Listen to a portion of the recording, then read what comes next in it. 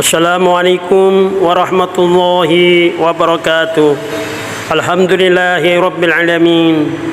Saudara-saudaraku yang dirahmati Allah, kali ini saya akan menyampaikan sebuah fakta, yaitu tentang penjelmaan iblis di dalam menggoda dan menggoyahkan hati manusia agar menjadi pengikutnya. Wujud penjelmaan iblis tersebut beraneka ragam, yang kesemuanya bertujuan agar manusia tertipu sehingga menjadi teman dan sahabatnya.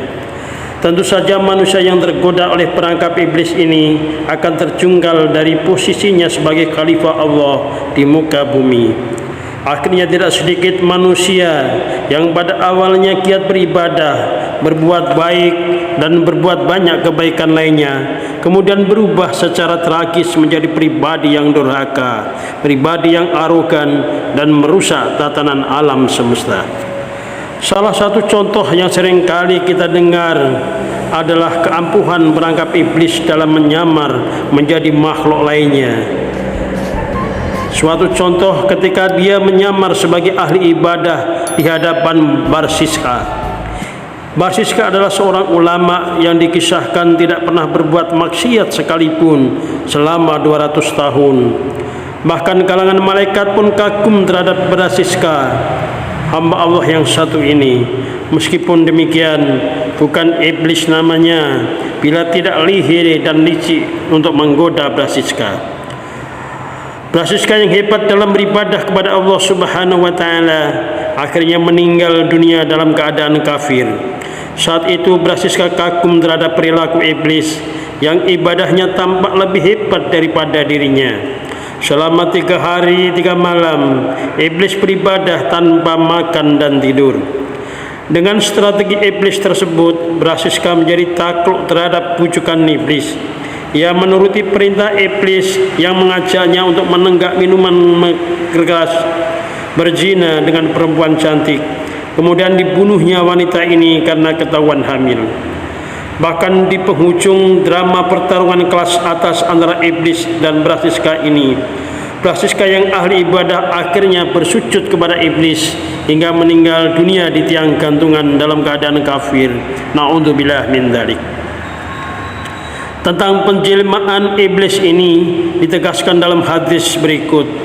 Diriwayatkan oleh Abu Hurairah radhiyallahu an bahwa Nabi Muhammad sallallahu alaihi wasallam bersabda, barang siapa yang bermimpi melihatku dalam tidur, berarti ia benar-benar telah melihatku seperti sewaktu bangun. Sebab setan itu tidak dapat menyerupai diriku.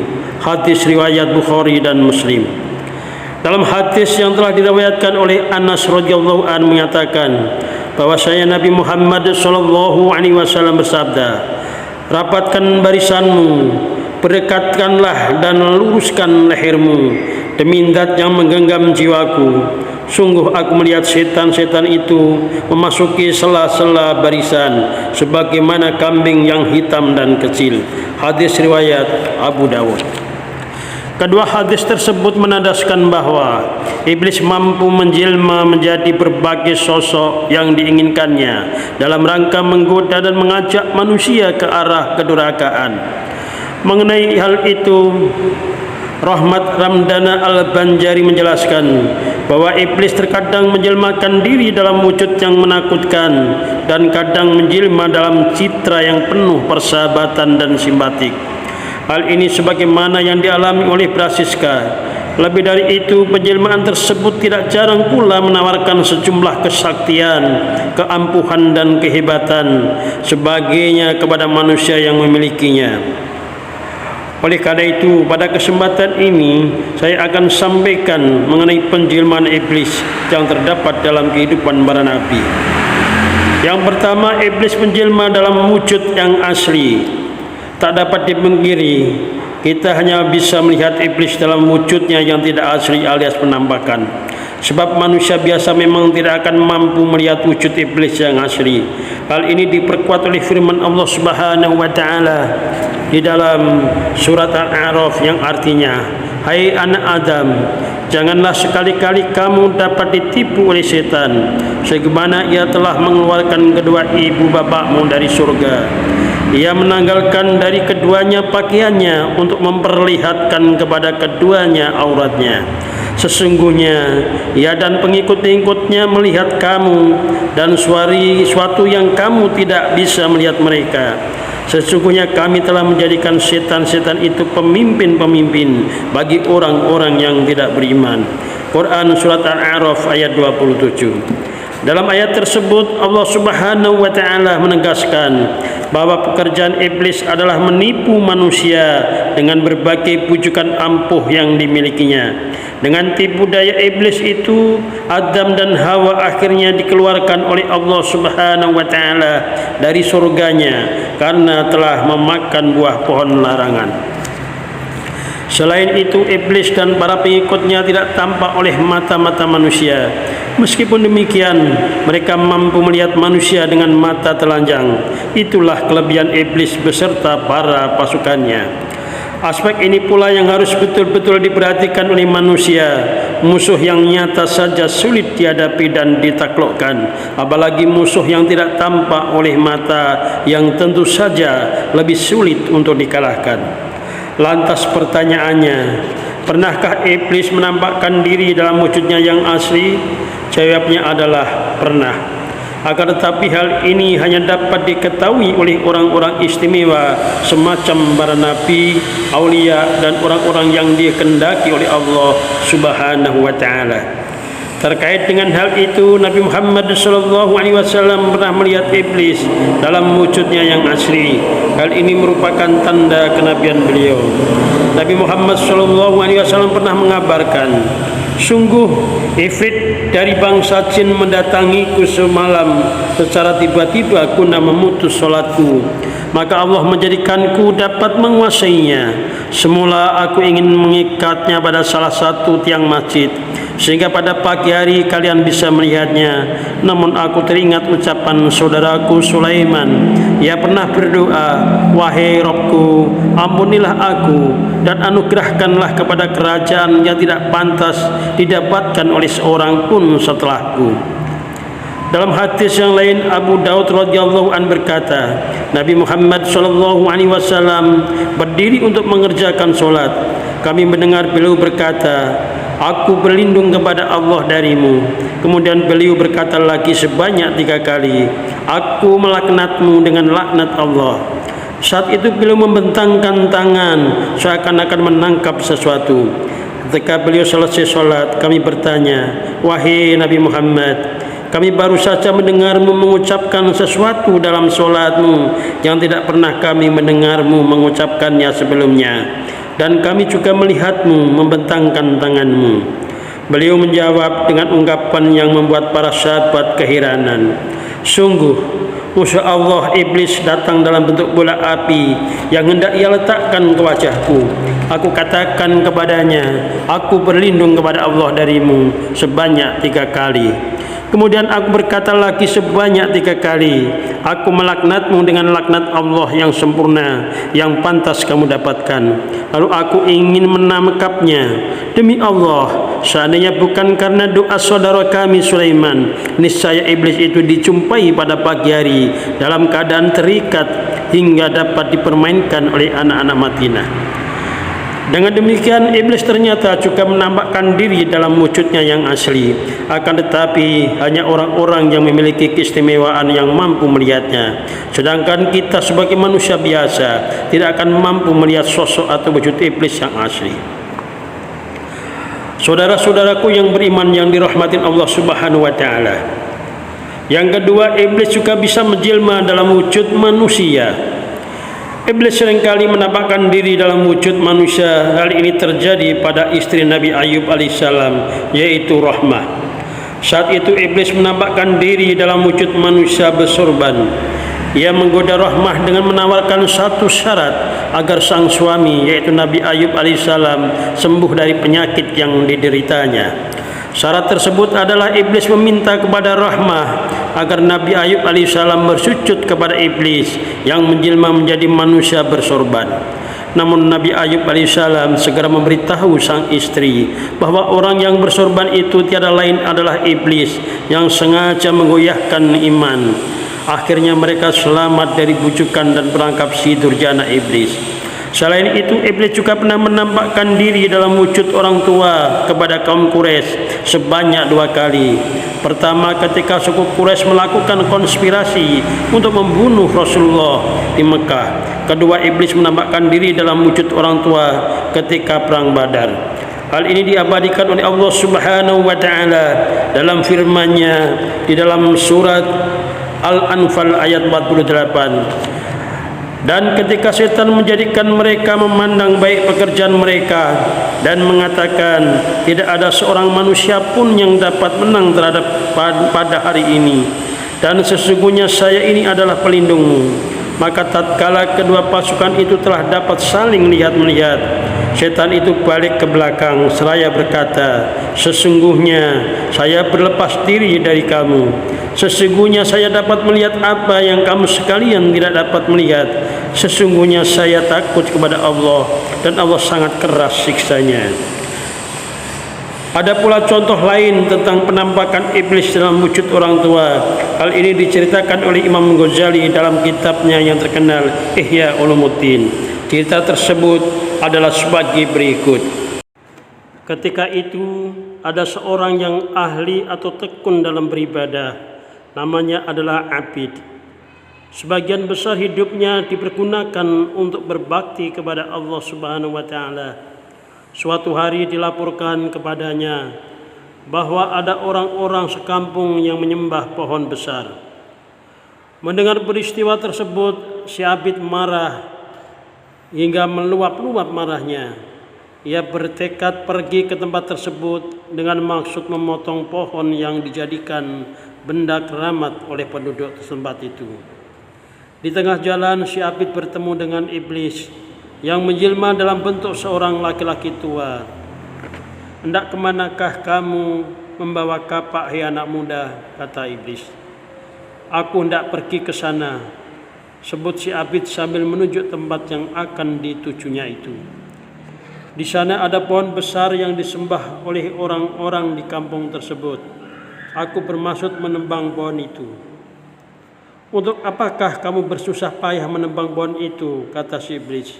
Sampai-sampai kamu meninggalkan ibadahmu yang begitu tekun kepada Allah Subhanahu wa taala. Si Abid tidak menghiraukan nasihat iblis tersebut. Ia meneruskan perjalanannya dengan tekad yang bulat dan ikhlas untuk menebang pohon besar yang menyesatkan manusia itu. Iblis tidak kalah akal. Ia terus berusaha mencegah maksud si Abid. Akhirnya terjadilah perkelahian antara si Abid dengan iblis. Dalam pergumulan itu, si Abid membanting iblis hingga terpelanting ke tanah. Iblis kalah dalam perkelahian tersebut. Kemudian iblis membujuk si Abid dengan cara berjanji akan menunjukkan satu pekerjaan yang lebih bermanfaat dan menguntungkan bagi si Abid, kata iblis. Allah Subhanahu wa taala tidak mewajibkanmu menebang kayu itu, dan tidak diwajibkan atasmu pula untuk mencegah orang lain menyembah pohon. Hal tersebut merupakan kewajiban dan tugas para nabi, para rasul, sedangkan kamu tidak termasuk golongan itu. Walaupun begitu, si Abid tersebut tetap bertekad meneruskan perjalanannya untuk menebang pohon itu.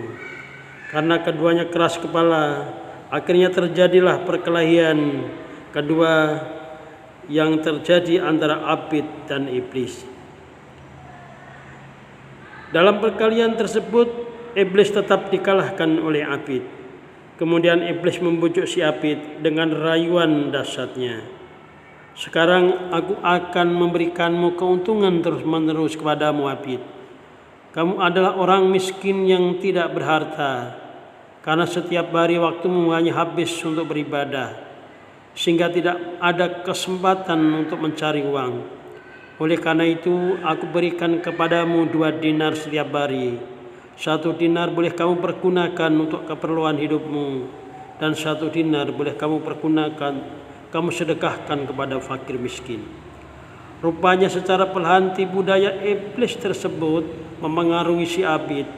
Si Abid memikirkannya kembali niatnya yang ikhlas untuk menebang pohon itu.